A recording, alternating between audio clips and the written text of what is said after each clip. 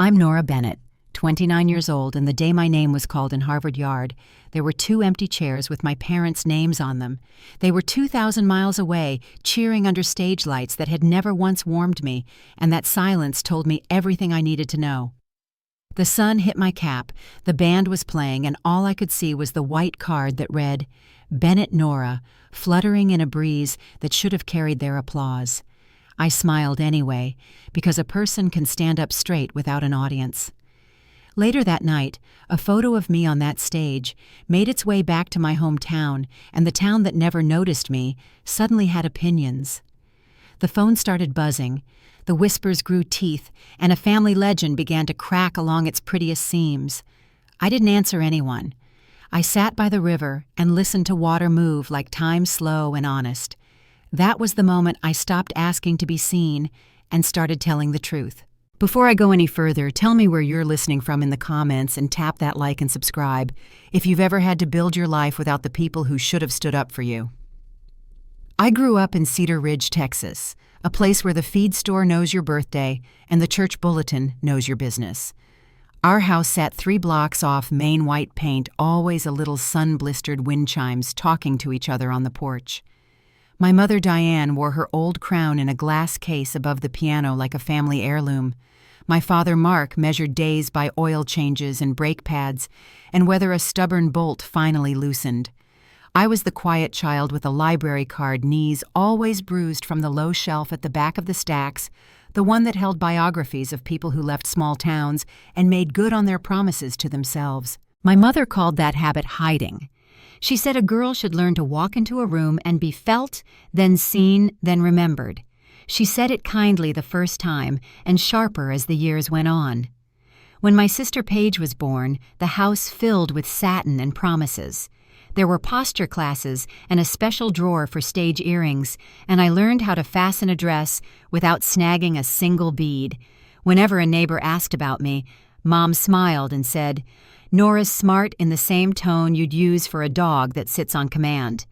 My father nodded along, eyes on his coffee, choosing calm over conflict so carefully it felt like a second religion. Judge Henry Cole. My grandfather was the first person who looked me in the eye and asked what I was reading. He'd take off his hat, set it on the kitchen table, and listen like each sentence I spoke carried weight. Brains are a long game, he liked to say, tapping the rim of his glasses. Crowns are rented by the hour. He never raised his voice at my mother and never scolded my father for staying out of the way. He simply made room at the table that was mine and no one else's.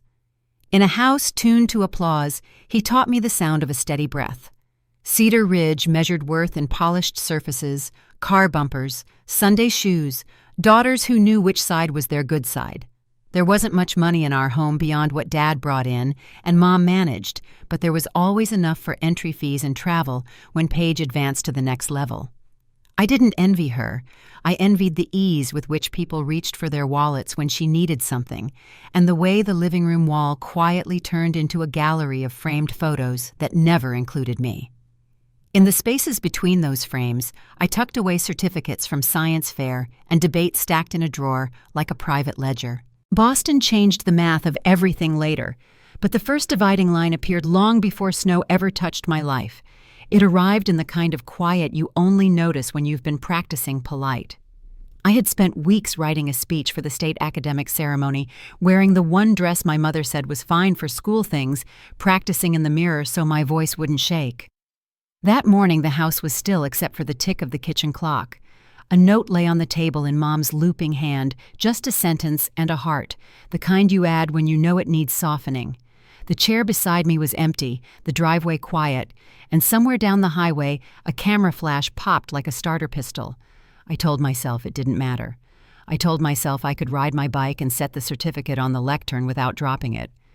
In the gym, the bleachers gleamed and the lights hummed, and 100 parents reached for their phones at once. I stood behind the curtain with my speech folded in half, listening for my name, counting the beats between each cheer. From where I waited, I could see the 2 seats where my mother and father would have sat if this had been the kind of day that belonged on our living room wall. And that's where I'll leave it for now backstage, with the paper warm in my hands, eyes on those empty seats, not yet knowing that this quiet would become a pattern I'd have to break. The applause that morning in the school gym sounded like 1,000 hands clapping underwater, distant hollow blurred at the edges. When my name was called, I stepped up to the microphone holding my note cards the way someone might hold a fragile bird. My voice trembled once, then steadied. The speech was about effort, about how every student could shape their own future if they just kept trying. The crowd cheered when I finished, but my eyes kept scanning the rows of metal chairs, searching for a face I already knew wouldn't be there. By the time the principal handed me the certificate, my throat had closed around the truth. I was the only one who'd come for me that day. When I got home, the house was quiet, except for the hum of the ceiling fan. A magazine lay open on the counter, its cover showing Paige in a frilly dress standing beside my smiling mother. The caption read, "A star in the making." A sticky note was attached to the corner. "Don't forget to pick up more glitter spray." I stood there for a long moment, holding the certificate against my chest, until I finally folded it in half and slid it into the kitchen drawer. That night, the phone rang.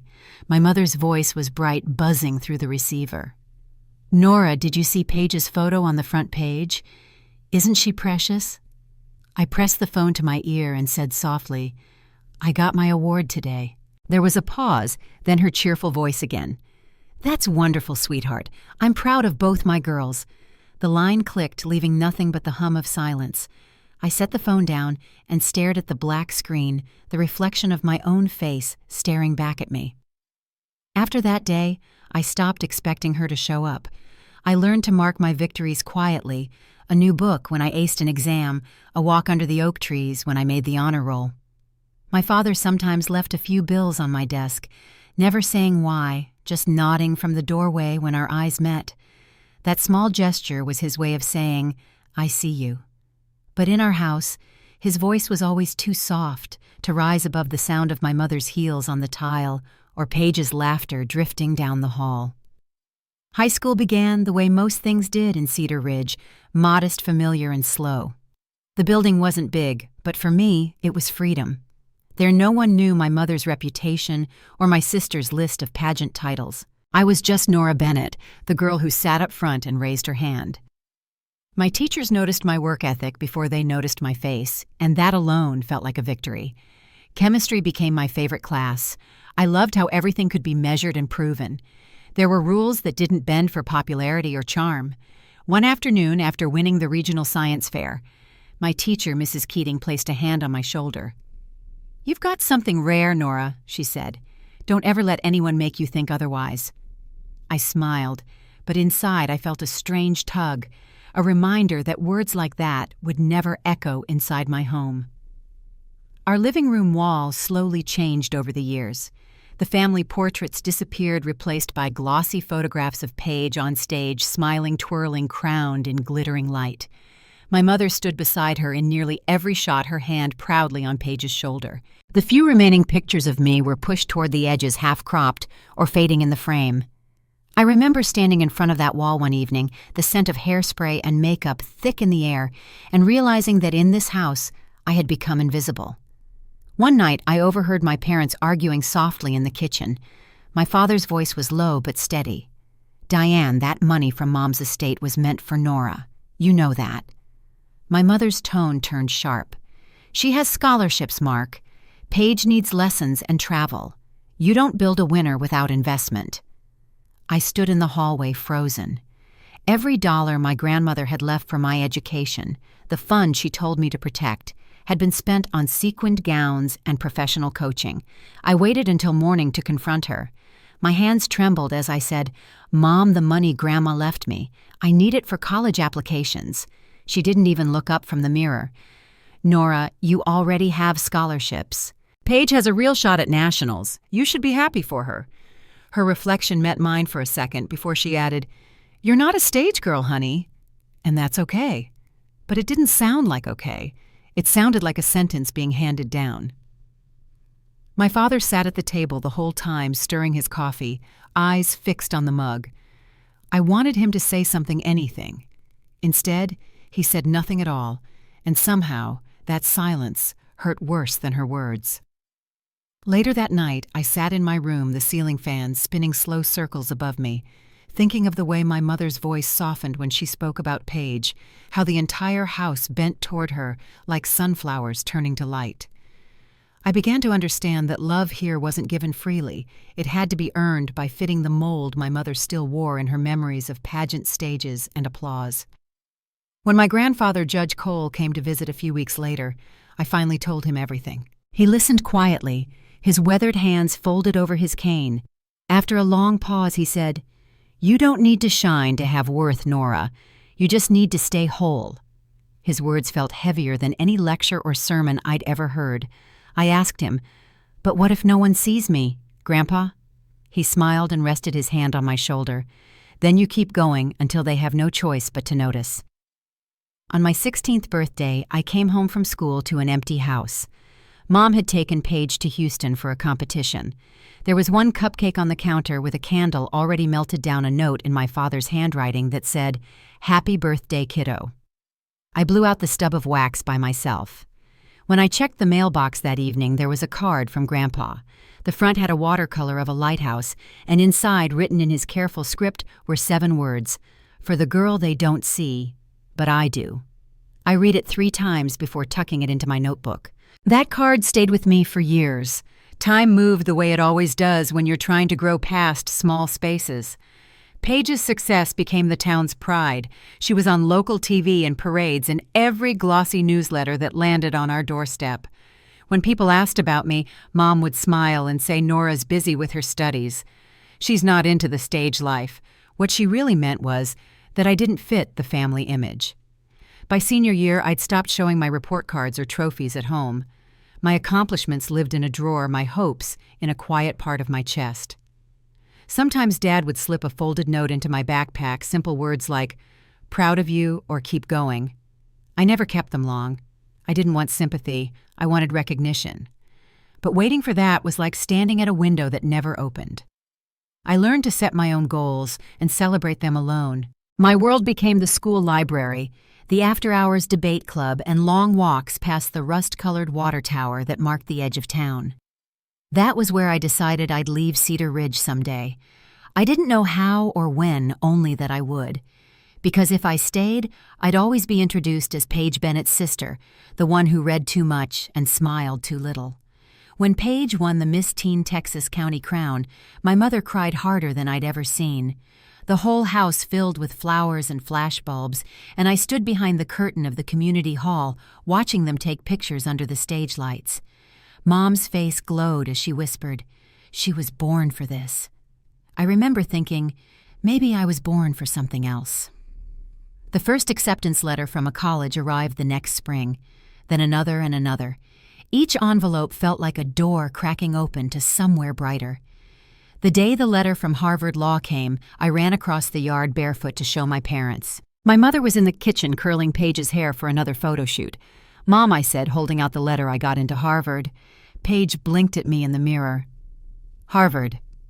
That's the one up north, right?" My mother smiled faintly. "Being a lawyer is fine, Nora, but beauty opens more doors than logic ever will." Their laughter filled the room, light and unbothered. I stood there with the letter trembling in my hands, feeling that familiar space widen between us until it was an ocean. I thought for just a second that maybe she'd say she was proud. She didn't. Instead, she went back to adjusting Paige's curls under the glow of the vanity lights. That night, I folded my acceptance letter and placed it next to Grandpa's card. The paper edges brushed together, fragile but firm. I sat on the edge of my bed and whispered to myself, "One day I'll go so far that they'll have to see me."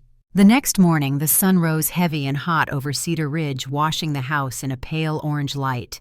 My mother hummed in the kitchen, Paige's laughter echoed from the living room, and my father's wrench clinked against metal in the garage. Everything looked the same, but I wasn't. I knew I'd already taken my first step away, and that quiet promise to leave to build a life where I was more than someone else's shadow was the beginning of everything that came next. The August morning I left Cedar Ridge was heavy with heat, the kind that pressed against your skin like a slow tide. My 2 suitcases sat by the porch steps, one for clothes, one for books. The screen door creaked behind me as I waited for someone to say goodbye.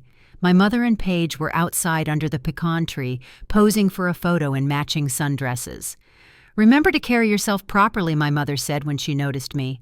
"Harvard expects composure." Paige lifted her phone. "Smile for a picture, Nora."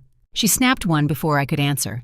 By the time I reached the car, she was already posting another photo, just her and Mom at breakfast, captioned, "The real women of the Bennett family." My father came out last, wiping his hands on a rag. "Your grandfather sent this," he said, handing me a small envelope. He avoided my mother's eyes as I unfolded the letter. The paper smelled faintly of cedar and ink. "Let the world see that you don't need anyone's spotlight," Grandpa had written. "The light is already in you." I tucked it safely into my wallet. Neither of my parents waved as I pulled away. My mother was still fixing Paige's hair. My father's arms hung loosely at his sides. The road out of town shimmered in the heat, and the sign for Cedar Ridge grew smaller in the rearview mirror until it disappeared completely. The flight to Boston felt like crossing an invisible line between two lives. I watched the clouds roll past the window, white against endless blue. When the plane descended through the snow-filled sky, everything below looked blank and new.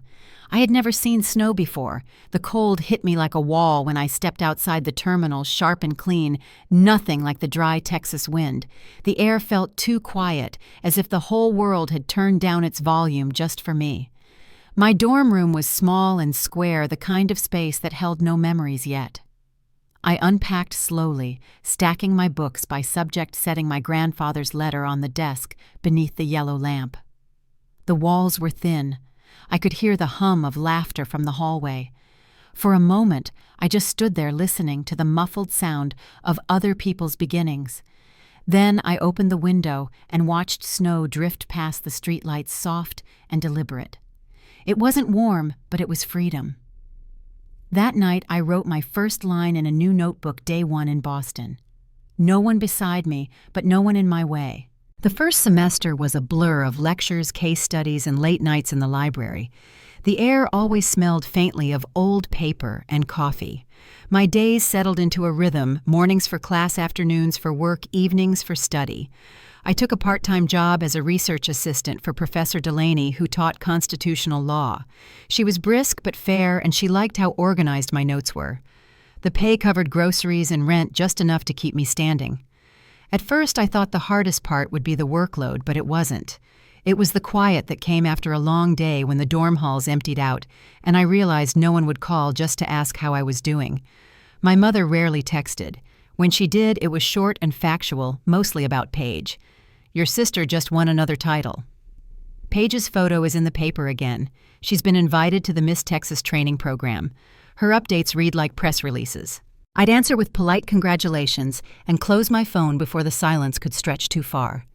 I found comfort in the library's stillness, in the scratch of pen against paper, in the certainty of logic. There was something steady about the law. It didn't care if you were graceful or beautiful or photogenic. It only cared whether you could make a case hold. Sometimes when the snow fell outside, I would think of my grandfather's voice, "Stay whole." The words became a rhythm I lived by. It was during one of those long study nights that I met Andrew Carter. He was a second-year medical student who studied at the same coffee shop near campus. I'd seen him there before, always surrounded by thick textbooks and empty mugs. One afternoon, I dropped a stack of case files, papers scattering across the floor. He bent down to help gathering them neatly. "Law student," he asked, smiling. "You look like someone who's preparing to sue the entire planet." I laughed, a sound that felt strange after months of holding everything inside. "Only the unfair parts," I said. We started meeting at that coffee shop, often sitting across from each other for hours, without needing to talk much. He had a calmness that made silence feel easy. One evening, as I told him why I chose law, he said, "So you heal what people can't see with words instead of medicine." I looked at him, then realizing how rare it was to be understood without having to explain. By spring, the snow had melted into gray puddles along the cobblestone paths. I'd survived my first year and earned a scholarship extension. My professors noticed my focus. They said I had a mind built for detail. The recognition felt quiet, but real. Still, each time I sent good news home, the replies came late or not at all. When my mother finally responded to my email about a research award, she wrote, "Good for you. Paige just got a new sponsor." The summer that followed was long and humid, the kind that made the campus lawns smell of wet earth and grass. I stayed in Boston to work at the professor's office and avoid returning home. Andrew and I spent weekends exploring the city, cheap diners, second-hand bookstores, walking along the Charles River until the streetlights flickered on. He never asked about my family directly. He just showed up with small kindnesses, a thermos of hot cocoa during exams, a scarf, when the nights turned cold again. During my second year, things began to change. My confidence grew with each paper I submitted and each class discussion where my voice didn't shake. I was invited to join a legal clinic that focused on women's rights in the workplace. The work was hard but meaningful, and for the first time, I saw how the law could give shape to fairness. My classmates called me the quiet one, but in the courtroom exercises, I found a new rhythm, measured precise, certain. Then one evening as I sat reviewing case notes, my phone buzzed with a video call. My mother's name lit up the screen. It had been weeks since I'd heard from her. When I answered, her face appeared perfectly made up, the background filled with racks of dresses and bright lights. Paige was twirling behind her trying on a gown. "You look exhausted," Mom said, frowning. "All that studying, does it really matter if no one notices Paige just got a brand partnership? A smile opens more doors than any degree." I said nothing, just nodded until she hung up. When the screen went dark, my reflection looked back at me. Tired eyes, lips still curved in a practiced smile. A soft knock came at my door a few minutes later. It was Andrew holding 2 cups of cocoa. He didn't ask anything. He just set one on the desk and said quietly, "You don't have to be seen to shine." I nodded, not trusting my voice. The next morning I woke to sunlight spilling across the room, warm and forgiving. I opened my notebook and wrote one line under the date. "Some people chase the spotlight. Others learn to build their own light." That sentence carried me through the rest of law school. By the end of my 3rd year, I received news that my thesis on workplace equality had been chosen for publication. The email glowed on my laptop screen. A week later, I was offered a summer internship at Parker & Whitmore, one of Boston's top law firms. I sat in the library reading the message again and again, not out of disbelief, but to memorize the feeling. That night, I emailed my parents, keeping it simple. "I've been selected for the Parker & Whitmore internship. My thesis was published on the school site. Just wanted to share some good news." I clicked send and waited. Days passed. When a reply finally came, it read, "Good. Paige just made it to the Miss Texas semifinals." I stared at the screen until the words blurred. Then I closed the laptop, turned off the light, and sat in the dark, listening to the hum of the city below. When Andrew stopped by later, he found me still awake. "No reply?" he asked quietly. I shook my head. He was silent for a while, then said, "Maybe they can't see your light because it shines too far away." I didn't answer, but his words settled somewhere deep like a truth I hadn't known I was waiting to hear. That summer, when the air turned heavy with rain and the campus emptied out, I booked a flight back to Texas. I told myself it was just a visit, that maybe I could make peace with them. Maybe this time would be different.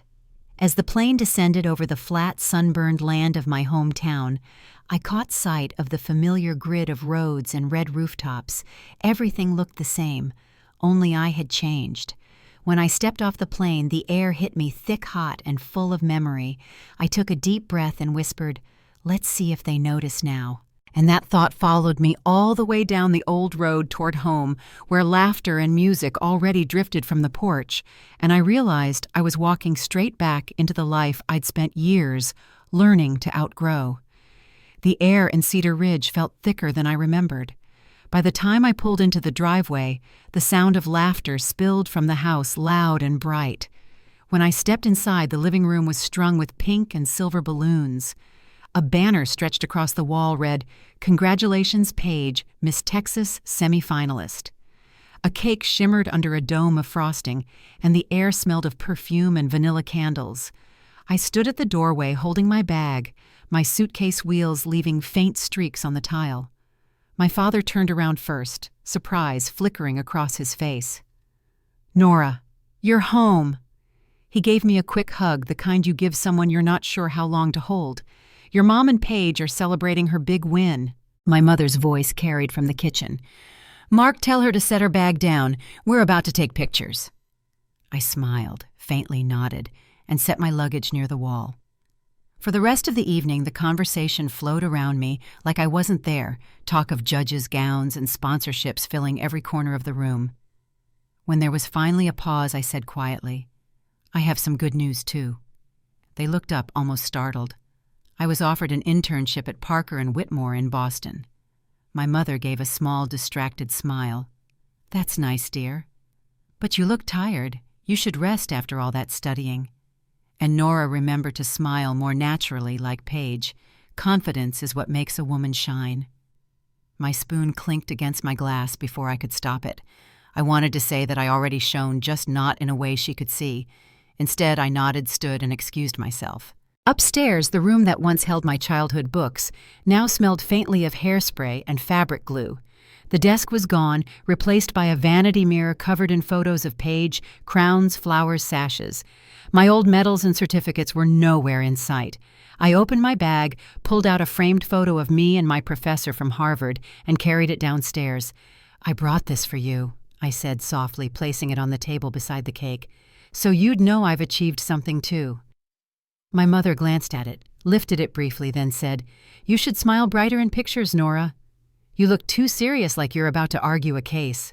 Paige laughed. So did my father, though it sounded forced. I walked outside before the moment could stretch any further. The night air was warm and restless, filled with the smell of dust and magnolia. The porch light cast a pale glow across the yard, where the party music still played faintly through the window. I sat on the steps listening to the hum of cicadas and thought about my grandfather. The next morning, I drove across town to visit him. His house looked the same as always, trimmed hedges flag by the mailbox, and the porch swing that never stopped creaking, even when the wind was still. He was sitting in his favorite chair near the window, a newspaper folded neatly on his lap. When he saw me, his eyes brightened. There's my Harvard girl, he said with a grin. I hugged him, breathing in the faint scent of cedar and pipe tobacco. We sat together for a long while, sipping sweet tea and talking about classes, my internship, and Boston winters. When I finally told him about my visit home, he listened without interrupting. His eyes softened, the kind of sadness that comes from knowing more than he can fix. One day, they'll see what they've lost. Nora, he said quietly. But when that day comes, don't be there to hear the apology. The words settled heavy in the space between us. I looked at the framed photo of my late grandmother on the mantel and thought about how she used to call me Steady Nora. Maybe she had seen something in me long before I did. When I left that evening, the sun was dropping low, painting the horizon a deep red. The heat of the day had started to fade, replaced by a stillness that made every sound sharper, the swing creaking the screen door, closing, my grandfather's voice calling softly, You keep your chin up now. Driving back, I realized the distance between me and this town wasn't just measured in miles anymore. It was in the way conversations stopped when I walked into a room, in the way my achievements felt like interruptions rather than reasons to celebrate. That night, as I lay in my childhood bed staring at the ceiling fan, I decided I wouldn't try to make them understand me anymore. When morning came, I packed my bags again.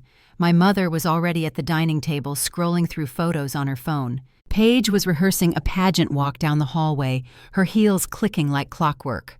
Leaving already, my mother asked, not looking up. I need to get back for a meeting, I said. She nodded absently. Don't forget to stay graceful. People notice posture. My father offered to drive me to the airport, but I told him I'd call a cab. He hesitated before patting my shoulder. Drive safe, he said. It was what he always said, the same phrase he used when he didn't know how to reach further. As the car rolled out of the neighborhood, I passed the old church, the diner, and the field behind the high school where I'd once sat reading under the bleachers. Every corner of Cedar Ridge seemed caught in the same moment, untouched by time. I whispered goodbye under my breath, though I wasn't sure who I was saying it to. Back in Boston, the city felt almost foreign again after the noise of home.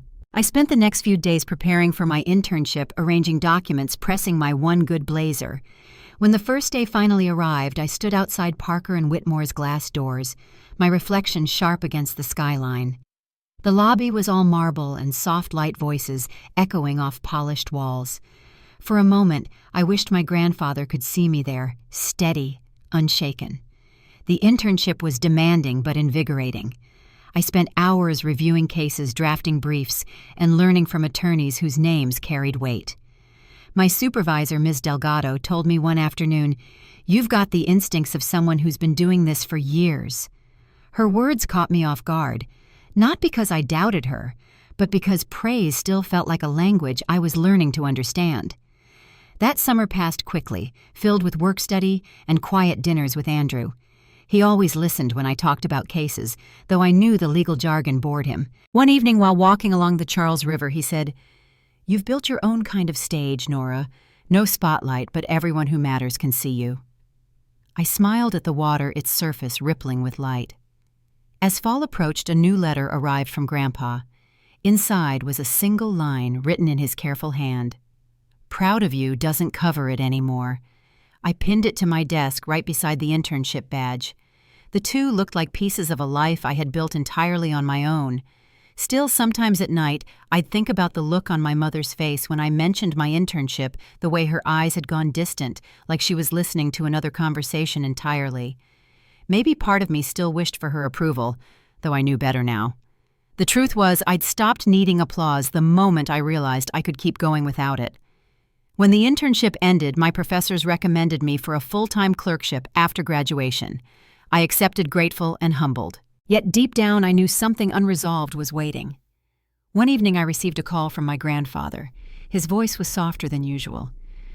"I heard you'll be giving the graduation address," he said. "I'll be there, Nora. I'll stand for you when others stay seated." His words stirred something I hadn't felt in years, a steady warmth that reached all the way to the parts of me still healing. As I hung up, the last of the sunset spread across the window, painting my apartment gold. I knew he meant every word, and somewhere in the quiet between that moment and the one to come, I felt the air shift. The day would soon arrive when all the empty seats in my life would finally reveal who had truly been there all along. Graduation season arrived faster than I expected. Harvard Yard shimmered with spring sunlight, the kind that made every brick and banner look sharper, as if the world had been freshly polished for one last performance. My final semester had been a blur of case studies, thesis edits, and midnight rewrites that left ink stains across my hands. Every morning I walked beneath the same tall arches thinking about how far I had come from that quiet town in Texas where worth had been measured by crowns and smiles. When I received the email announcing that I'd been chosen to give the commencement address, I read it 3 times to make sure it was real. I sat on the edge of my bed, surrounded by open textbooks and the faint hum of traffic outside, and felt the moment stretch around me. My classmates celebrated with laughter spilling out into the hall, but I stayed still listening to the soft rustle of paper as I folded the letter closed. All I could think was that maybe, just maybe, this would be the moment my family would finally come see me. That night, I drafted an invitation to my parents. I kept the message simple, polite, almost formal. "The ceremony will take place June 10th at Harvard Yard. I'd love for you to be there. It means the world to me." I attached 2 round-trip tickets I'd bought with my savings, the corners crisp against the envelope. As I sealed it, I whispered a small hope into the quiet one that felt almost too fragile to name. 2 days later, my mother's reply came through. The subject line read, "Congratulations," and the body was short. June 10th is the same day as the Miss Texas Finals. Paige has been preparing all year. You understand. I stared at the screen until the words blurred. The phrase "you understand" echoed in my mind like a reflex I'd been trained to perform since childhood. I typed 2 words in return. "Yes." Mom then closed the laptop. Andrew came by later that evening bringing dinner in a paper bag. He noticed the quiet right away. "What happened?" he asked. I told him about the tickets, about the response. He listened without interruption, then said gently, "You've been standing on your own for a long time, Nora. Maybe they just can't see that from where they are." I didn't answer. Instead, I placed the unopened envelope with their tickets in my desk drawer beside my grandfather's card from years ago, the one that said, "For the girl they don't see, but I do." The next few days were filled with rehearsals and speeches, but the emptiness settled quietly beneath the excitement. On the evening before graduation, I walked through Harvard Yard alone. Workers were setting up rows of chairs, crimson flags rippling in the wind. I stopped near the stage and imagined 2 seats marked Bennett family. In my mind, they were already empty. Somewhere between the sound of laughter and the rustle of leaves, I accepted that this was how it would always be. Later that night, I called my grandfather. His voice was rough from age, but warm as ever. "I heard you're giving the speech," he said. "That's quite the honor." I hesitated, then told him the truth. "I don't think Mom and Dad are coming." There was a pause long enough for me to hear the slow ticking of his clock. "Sometimes," he said, "the people who should be proud of you are the last to recognize your worth. I'll be there, Nora. I'll stand for you when they stay seated." My throat tightened, but I managed to say I'd like that. The next morning, Harvard Yard bloomed with color. The air smelled faintly of cut grass and coffee. Families gathered in clusters, snapping photos under the arches, laughter bouncing off the old stone walls. I adjusted the tassel on my cap and joined the line of graduates, the fabric of our gowns brushing together as we waited. From where I stood, I could see the section reserved for families. Hundreds of faces, parents waving, children clapping, but not the 2 I'd hoped for. When my name was called, I stepped onto the stage. The sunlight hit my face warm and blinding. My hands were steady as I accepted the diploma, the gold seal glinting beneath the light. I turned toward the crowd, scanning the sea of faces, until I found him, Grandpa, standing tall near the back, his hand raised in a proud wave. Beside him was Andrew, clapping, his smile steady and sure. Around them, a few of my classmates' families joined in, cheering my name. The sound filled the empty space that should have belonged to my parents, and for the first time it didn't hurt as much as I thought it would. After the ceremony, I took my place at the podium. The microphone hummed softly as I began. "We come from different places, some born in the spotlight, others in the shadows, but what brought us here today isn't where we started. It's how we kept going." The crowd grew still. I looked toward the back again, finding my grandfather's familiar face, and continued. "Sometimes no one shows up to cheer for you, but if you can stand tall anyway, that in itself is victory." When I finished, the applause rose like a wave, loud, warm, alive. I bowed my head and smiled, not for recognition, but for peace. Afterward, Grandpa found me by the gates. He held me tightly, his voice thick. "Told you I'd stand when they stayed seated," he whispered. Andrew took a photo of us together, the old judge and the new graduate, before we went to dinner near the river. The restaurant was small with low lights and the smell of baked bread drifting from the kitchen. Grandpa insisted on ordering dessert first. "You've earned something sweet," he said with a grin. That evening, as the city lights flickered across the Charles River, I checked my phone. There was a new message from my cousin Claire back home. She'd posted a photo of me on stage sunlight spilling over my crimson gown with the caption, "From small-town Texas to Harvard Law, she did it all alone." I stared at it for a long moment, not sure whether to smile or cry. Within hours, messages began pouring in from people I hadn't heard from in years. Old classmates, neighbors, even teachers. They wanted to know if it was true, if my parents had really skipped my graduation. By morning, the photo had spread across social media. The story took on a life of its own. Headlines appeared in local forums. "Former Miss Texas skips daughter's Harvard graduation to attend beauty pageant."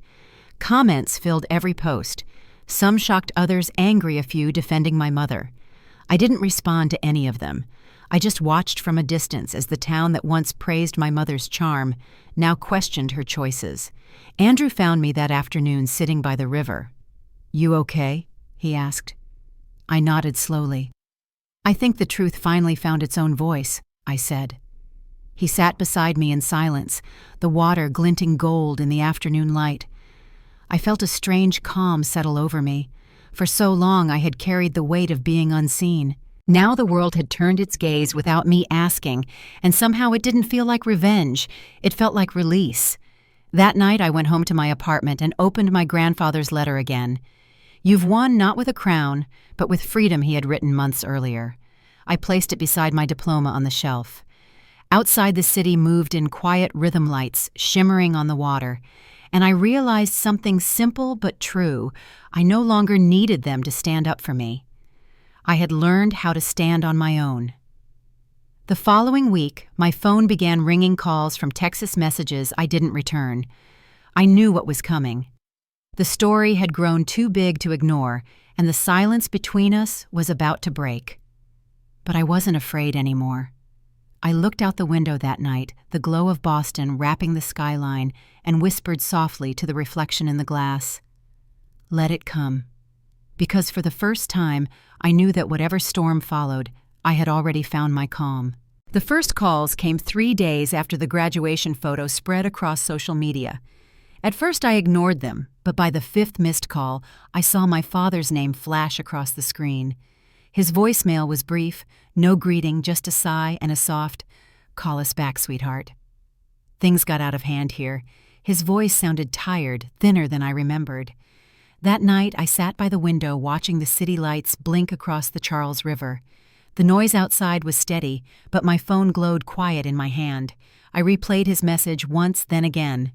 By morning, the story had spread beyond local circles. A regional news outlet picked it up, then a few national blogs. Comment sections filled with opinions about parental neglect and favoritism gone too far. I tried to stay focused at work. My internship supervisor, Ms. Delgado, handed me new cases, unaware of the storm brewing back in Texas. But during lunch one day, a colleague showed me a headline on her phone, "Former Miss Texas Faces Backlash for Skipping Daughter's Harvard Graduation." My mother's smiling pageant photo stood beside mine from the ceremony, 2 versions of womanhood separated by one sharp caption.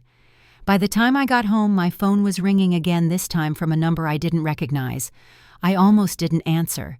When I finally did, my mother's voice came through soft and brittle. "Nora, we need to talk." She paused, her breath shaky. "Your grandfather called. He said the reporters are digging around and Paige is being harassed online. You have to say something. Tell them this is all a misunderstanding." I stood in the kitchen staring out at the gray afternoon sky. "A misunderstanding," I repeated. "You skipped my graduation for a pageant, Mom. What am I supposed to say?" She hesitated. "I made a choice, yes, but you don't know what people are saying. Our family name is being dragged through the mud." Her voice cracked slightly, though it was hard to tell if it was guilt or fear. "Maybe people are just seeing what's been true all along," I said quietly.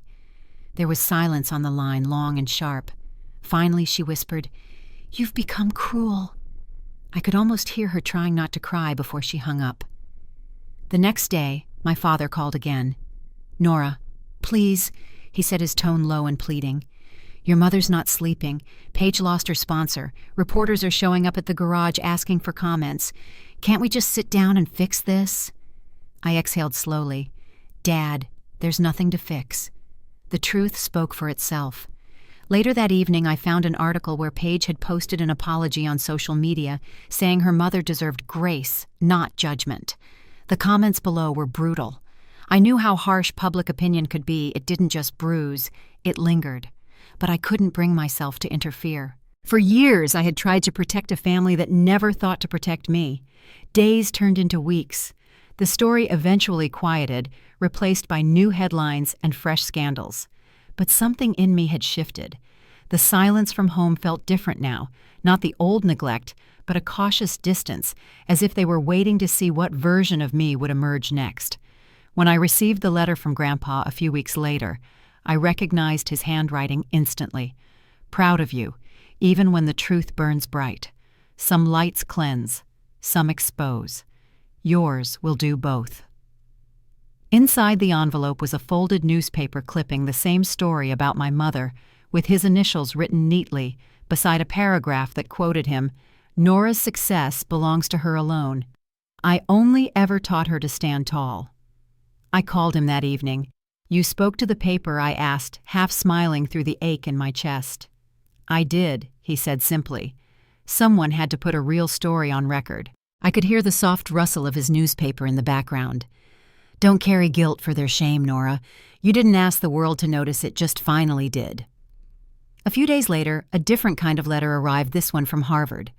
It was an official invitation. I'd been nominated for a Young Professional Award, recognizing graduates who had demonstrated resilience and leadership. I sat at my desk reading the letter over and over. Somehow it didn't feel like triumph. It felt like clarity. When I told Andrew, he smiled. You realize this isn't luck, right? You built everything they tried to ignore. We met that evening at a cafe near campus. The light from the window reflected off his glasses, softening his expression. You think you'll ever talk to them again? He asked gently. I looked down at my cup, the steam curling upward. Maybe. But it'll have to be different this time. No more pretending. The following weekend, my father showed up unannounced in Boston. I found him standing outside my apartment building, wearing the same work jacket he'd worn for years, its collar faded and stained with oil. He looked smaller somehow, or maybe just older. You look well, he said as I opened the door. Mom wanted to come, but she thought it'd be better if I talked first. We sat across from each other at the kitchen table. For a long time, neither of us spoke. Then he said, Your mother's sorry. She won't say it right, but she is. We didn't realize how much you carried alone. His eyes were red at the edges. I just wanted peace in the house. I thought keeping quiet was helping. I studied him for a moment. You kept peace by keeping me invisible, I said softly. He winced, but didn't look away. You're right, he admitted. I should have spoken up. Before he left, he reached into his pocket and pulled out a folded photo of me on stage at graduation, the sunlight catching the edge of my cap. A friend sent it to me, he said. I keep it at the shop now. Reminds me what real pride looks like. He placed it gently on the table, then added, Your grandfather's right. You've got more courage than any of us ever did. After he was gone, I stood by the window for a long time, the city humming below. My phone buzzed with a text from him later that night. Your mom wants to apologize in person someday. She just doesn't know how yet. I typed back a single line. When she's ready to talk, I'll listen. Summer bled quietly into fall. Work at the firm grew heavier and life found its rhythm again. The headlines faded, leaving only faint ripples of memory. Still, I kept my grandfather's letters pinned above my desk, each one a reminder of where I'd come from and how far I'd climbed. One evening, Andrew and I took a walk along the river, the air cool and threaded with the scent of rain. He handed me a small envelope. Inside was a card with the words, Cambridge Bar Admission Ceremony, November 12th. That's your next step, he said, smiling. You've earned it. I looked at the date, then back at him. You'll be there. Wouldn't miss it, he said. The wind carried a few dry leaves past our feet as we stood there, the skyline glowing faintly across the water. Somewhere behind all the noise and years of trying, I felt the last pieces of the old hurt finally loosen their grip. When I got home, I saw another letter waiting in the mailbox, this one postmarked from Texas. The handwriting was unmistakable, elegant and precise. It was from my mother. I turned it over in my hands, the seal unbroken, the weight of it heavier than it should have been. I didn't open it right away. I set it down beside my grandfather's notes and my father's photo, letting it rest there under the lamp's soft light.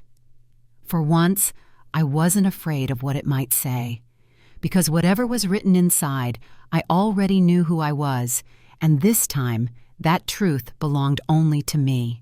The letter from my mother sat untouched for 2 days before I finally opened it. The paper smelled faintly of her perfume, something floral and familiar, like the past trying to make itself known again.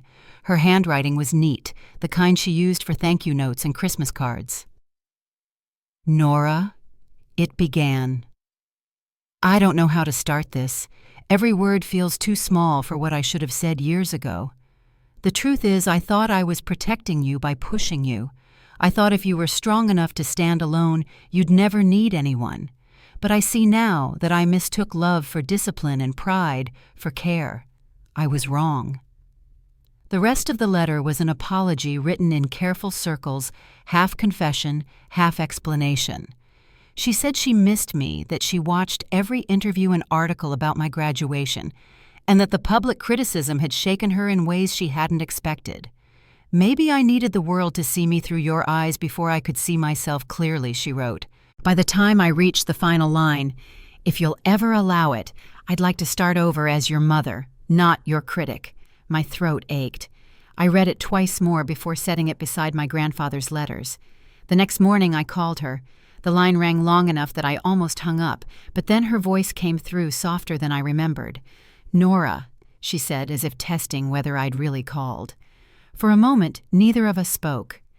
Then I said, "I got your letter." She let out a breath that sounded like a release years in the making. "I didn't think you'd answer," she said. "I almost didn't," I admitted. We talked for nearly an hour. There were long pauses, small steps through the wreckage of years. She didn't try to defend herself this time. She didn't compare, correct, or redirect. She just listened. At one point, her voice broke. "I'm sorry I made you feel unseen. I was so focused on how the world saw me that I forgot to look at my own daughter. I didn't say it was okay. Instead, I said, 'Thank you for saying that.'" It was the first honest conversation we'd ever had. Later that week, she asked if she could come visit Boston. Not to fix anything, she said quickly, just to see where you built your life. I told her yes, but only if it felt right for both of us. When she arrived, she looked different, still polished, but quieter somehow. Her usual perfume was faint, her hair tied back in a simple knot. We met at a cafe near my apartment. She studied the city through the window before turning to me. "I thought you'd have some grand office by now," she teased gently. "Not yet," I smiled, "but I like the view." We walked along the river afterward, talking about small things, work weather, even Paige's new job at a local TV station. My mother mentioned that Paige had started therapy and that she'd encouraged her to build her own identity, not one borrowed from mine. There was pride in her voice, but it was different this time, quieter, almost humble. At the end of our walk, she said, "I know I can't change what happened, but I want to do better before it's too late." I nodded. "Then do better," I said. She smiled faintly, as if relieved by the simplicity of the answer. When she left that afternoon, she hugged me longer than she ever had. "You look happy, Nora," she whispered. "I am," I said. And for once, it was true. 2 weeks later, I got a call from Grandpa. His voice was weaker, but still steady. "Your mother told me you two talked," he said. "That's good. Healing runs slow, but it runs deep when it's real." He paused, coughing lightly. "And I'm proud of you, you know. Not just for surviving them, but for forgiving them." His words lingered even after the line went quiet. That fall, I attended my bar admission ceremony at the courthouse in Cambridge. The room was filled with new attorneys and their families' cameras flashing under the high ceiling. I spotted Andrew near the back, smiling as I took the oath. Next to him was my mother, dressed in a dark coat, her hands clasped in front of her. Grandpa couldn't travel, but he'd sent a letter for the occasion. Inside was a single line, "This is what legacy looks like when you build it yourself." After the ceremony, my mother waited until the crowd thinned before approaching. "Your grandfather would have loved to see this," she said. "He's the reason I knew I could get here," I replied. She nodded, eyes glistening. "Maybe he's the reason we both could." A few weeks later, Grandpa passed away peacefully in his sleep. The call came early in the morning, his nurse's voice soft but clear. I flew home that same day. The funeral was small, held in the same church where he'd once taken me for Sunday breakfasts and long talks about fairness and courage. The pews were filled with townspeople, neighbors, old colleagues, people he'd helped quietly over the years. My mother sat beside me, her hand wrapped gently around mine. When it was my turn to speak, I looked out at the crowd and said, "He taught me that justice isn't about punishment, it's about restoration. It's about standing up without stepping on others." After the service, we stood by the graveside as the wind swept through the oaks. My mother placed a single white rose on the casket, her hand trembling slightly. "He loved you, Nora," she whispered. "He loved you too," I said. We watched as the sun broke through the clouds, painting the headstone in soft light. It felt like a benediction, quiet, earned, complete. In the weeks that followed, my mother and I began to rebuild our connection carefully, like learning a language we'd both forgotten. She called more often, asked about my cases, and told me stories I'd never heard about her own childhood, her regrets, her hopes for Paige. And for the first time, I started to understand the woman she'd been trying to be, even when she'd lost her way. Paige and I spoke again, too. She sent me a message one evening: "Mom's different now. You are too. Maybe we all had to break before we could grow up." I wrote back, "Maybe so. I'm glad you're finding your own path." She replied with a photo of her first news segment, smiling without the practiced pageant grin, just her real one. Life moved quietly after that. Work settled into routine, and I found a rhythm that felt solid and calm. Some nights I'd sit on my apartment balcony overlooking the city, the lights stretching across the river like a line between everything I'd lost and everything I'd gained. I often thought about Grandpa's words, how legacy wasn't something passed down, but something you chose to carry forward. One evening, my mother called again. "I wanted to tell you," she said, "I've stepped back from the pageant committees. I'm starting a mentorship program instead for girls who want scholarships, not trophies." Her voice softened. "I think I finally understand what you've been fighting for all these years." I smiled into the receiver. "That sounds like something Grandpa would have been proud of." "I hope so," she said. "And I hope you are too." For a long moment, neither of us spoke. The quiet between us felt different now, no longer heavy, just full of things understood without needing to be said. When we hung up, I looked across the river and saw the lights reflected on the water. They shimmered, shifting but steady. The same way forgiveness feels not perfect, not easy, but real. And as the wind carried the last of the autumn leaves across the street, I knew the story wasn't about being seen anymore. It was about learning how to stand in your own light and finally realizing that it was enough. That calm held through the winter until the day a new message arrived, one that would remind me how far I'd come and how much further I could go. The message that arrived that winter morning came from a nonprofit organization in New York. They'd read an article I'd written about mentorship and women's rights in the workplace and wanted me to speak at their annual conference. I read the invitation twice, my fingers tracing the embossed logo at the top. For a moment, I imagined my grandfather's quiet smile, the one that always appeared when something meaningful found its way to me. 2 months later, I stood backstage in a room filled with voices and soft lights, the sound of applause rolling through the hall from the previous speaker. When they called my name, I walked onto the stage, the kind of calm in my chest that used to feel unreachable. I looked out across the audience, hundreds of faces, some young, some seasoned, and began. "I grew up in a house where attention was a currency," I said, "where applause was mistaken for love and silence was mistaken for strength. But sometimes silence isn't strength, it's survival. And one day survival becomes purpose." The room was still. I told them about the girls I'd met through the foundation. My firm had begun supporting teenagers from small towns who wanted scholarships, not crowns. I told them about finding justice not in grand gestures, but in the quiet, consistent act of standing your ground. By the time I finished, the applause came again, warm and full. Yet all I could think about was how proud my grandfather would have been to see what his lessons had built. After the event, I stepped outside into the cold Manhattan air. My phone buzzed with messages, one from my father saying he'd watched the live stream, another from my mother that read simply, "You made me cry in the best way." Paige had posted a clip online with the caption, "My sister's words changed me first." I smiled at the screen before slipping it back into my coat pocket. The city lights shimmered in puddles along the sidewalk, and for the first time in my life, the world around me felt perfectly in sync with the life I'd built. That spring, I flew back to Texas. The Bennett house looked smaller, but softer somehow. The trophies that once lined the mantel were gone, replaced with family photos, some new, some old, even one of my Harvard graduation. My mother met me at the door wearing her gardening gloves, dirt on her hands. "Don't laugh," she said with a smile. "I've started growing things that don't need an audience to bloom." We spent that weekend sorting through my grandfather's old papers. She'd kept every note he ever sent me folded neatly in a box marked, "For Nora, someday." When I found his handwriting on a yellowed envelope, I paused. Inside was a line he'd written long before his passing. Legacy isn't who remembers you. It's what continues through the people you've loved well. I showed it to my mother. She read it quietly, then looked at me and whispered, "He saw you long before I ever did." Her voice broke on the last word, and for the first time in years, I reached for her hand. We didn't need to say anything else. That evening, the three of us, Mom, Dad, and I, sat on the porch watching the sun fade across the yard.